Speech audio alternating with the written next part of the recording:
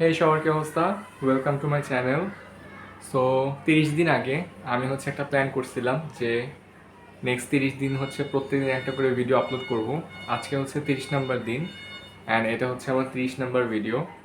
So চলেন দেখাই যে 30টা ভিডিও দেওয়ার পরে আমার চ্যানেলে কীরকম ভিউজ আসলো বা কীরকম ইম্প্যাক্ট পড়লো।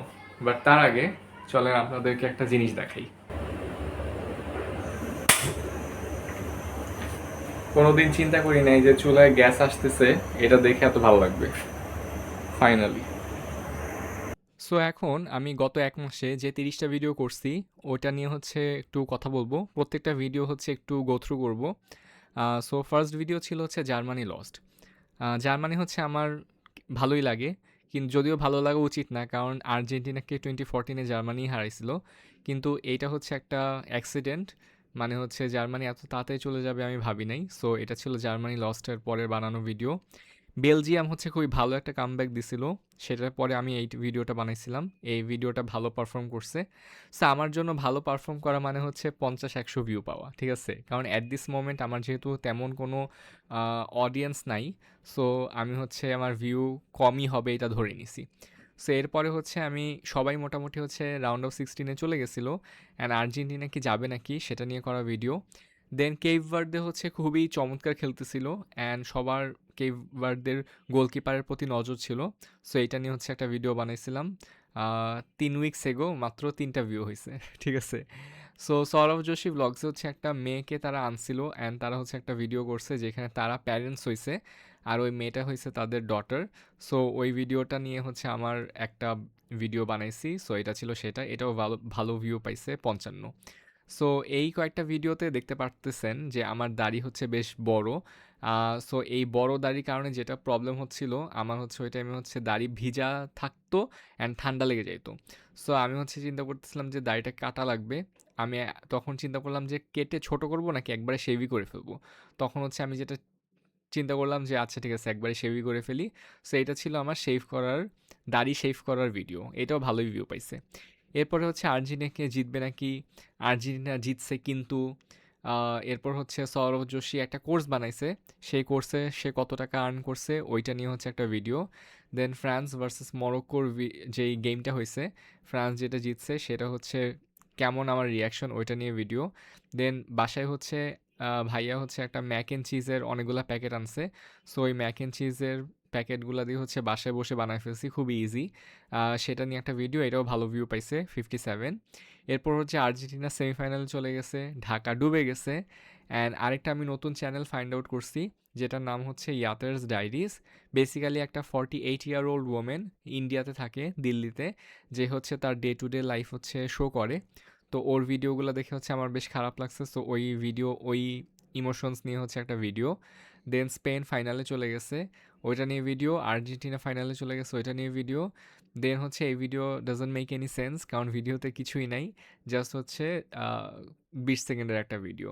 দেন আমার কাছে লাগে যে ওয়ার্ল্ড কাপে যে থার্ড কে হবে এটা নিয়ে যে ম্যাচটা হয়, ওই ম্যাচটা ফ্রান্স ভার্সেস ইংল্যান্ডের।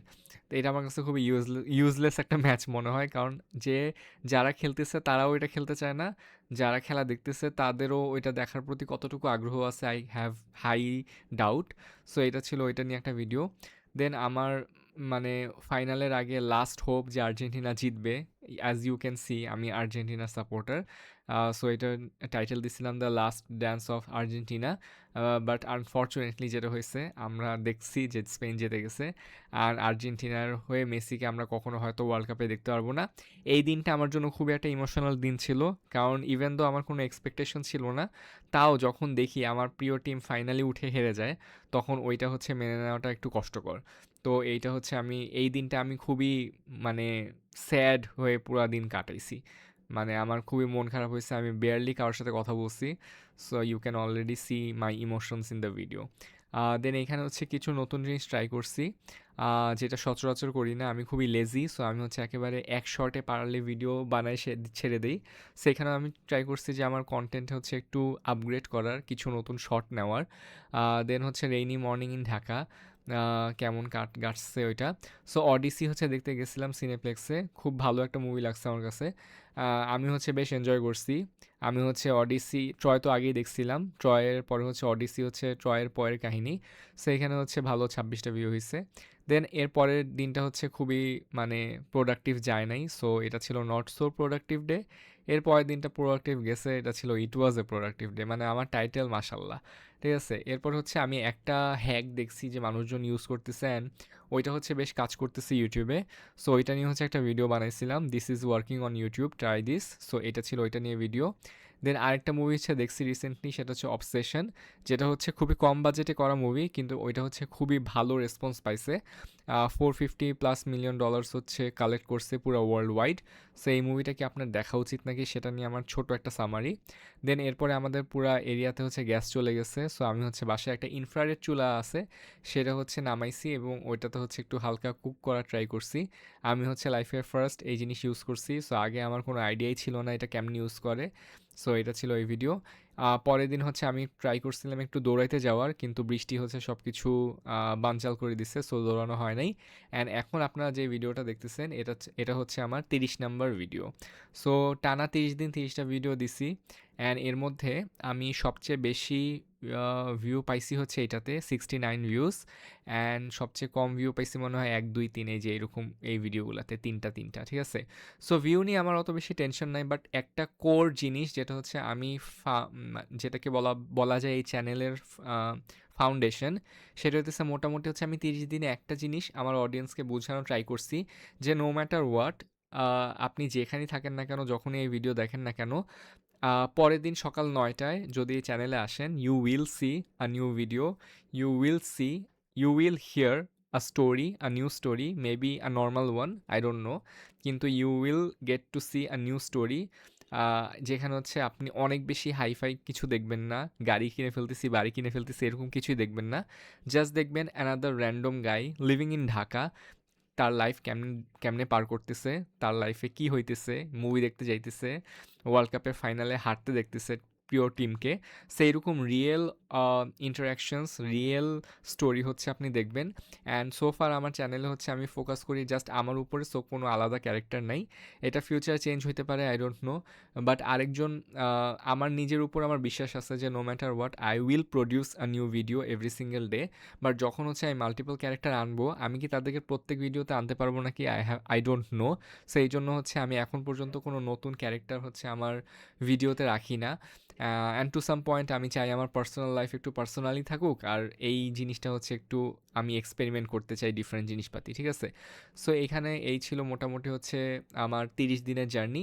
বাট একটা জিনিস যেটা, সেটা হচ্ছে 30 দিনের এই এক্সপেরিমেন্টটা ইজ টু স্মল, মানে আমি খুব বেশি ডেটা হইতেছে দেখাইতে পারবো না। এই জিনিসটা যদি একটু লার্জ স্কেলে করা যায়, যেমন 365 দিন মানে 1 বছর, তাইলে হচ্ছে অ্যাকচুয়াল মানে অ্যানালিটিক্সটা দেখানো যাবে যে হইতেছে 1 বছর যদি কেউ টানা ভিডিও দেয় প্রত্যেক দিন একটা সেম টাইমে, তাইলে হচ্ছে ওই চ্যানেলটার উপর কীরকম ইম্প্যাক্ট পড়ে।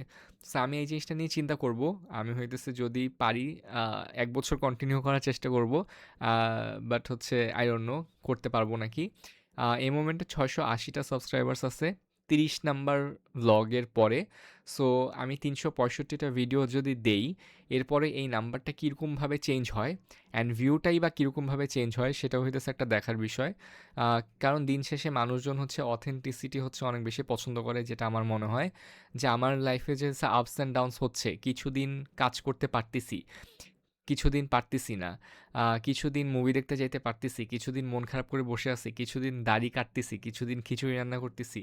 এই জিনিসগুলো আমার মনে হয় আমি আমার লাইফে একটা ডায়েরি হিসেবে এই চ্যানেলটায় রাখতে চাই, যেটা হইতেছে পরে যখন আমি চাবো আমি যাতে নিজেও দেখতে পারি, অ্যান্ড একটু হচ্ছে মেমোরিতে হচ্ছে গো ব্যাক করতে পারি যে আচ্ছা ঠিক আছে, লাইফের ওই টাইমটাতে এই জিনিসগুলো হয়েছিল লাইফে। কারণ আমি হচ্ছে বেশ লেজি, সো আমার হচ্ছে লেখালেখি করতে ইচ্ছা করে না অত, বাট ভিডিও বানানো হচ্ছে আমার ভালোই লাগে, মানে হচ্ছে আমি অত বেশি প্যারা খাই না, কথা বলতেও ভালো লাগে, ক্যামেরার সামনে থাকতেও ভালো লাগে, মানে অত প্যারা লাগে না, অ্যান্ড ইটস ইজি, ঠিক আছে। সো এই ছিল মোটামুটি আমার 30 ডে 30 ভিডিও আপলোড চ্যালেঞ্জ, যেটা হচ্ছে সাকসেসফুলি কমপ্লিট করতে পারছি। ডু লেট মি নো আপনারা হচ্ছে কি কোনো স্পেসিফিক জিনিস দেখতে চান নাকি, বাইরের কিছু, বাসার কিছু। Then you can always comment, always আমাকে সাজেশন দিতে পারেন কি করলে আরও বেশি ইমপ্রুভ করবে। আমাকে যদি কোনো চ্যানেল সাজেস্ট করতে চান যে এটা দেখে আপনি এর মতো ভিডিও বানানোর চেষ্টা করেন, তাহলে হচ্ছে কোয়ালিটি আরও ইমপ্রুভ করবে, I will be happy to look into that. So মানে আমার হচ্ছে কোনো বাধা ধরা কিছু নাই, আমি হচ্ছে অলওয়েজ এক্সপেরিমেন্ট করতে পছন্দ করি। সো এই ছিল আজকের video. I will be seeing you guys in my next video. Till then everyone take care. কালকে সকাল 9টায় আবার চলে আসেন, ঠিক আছে?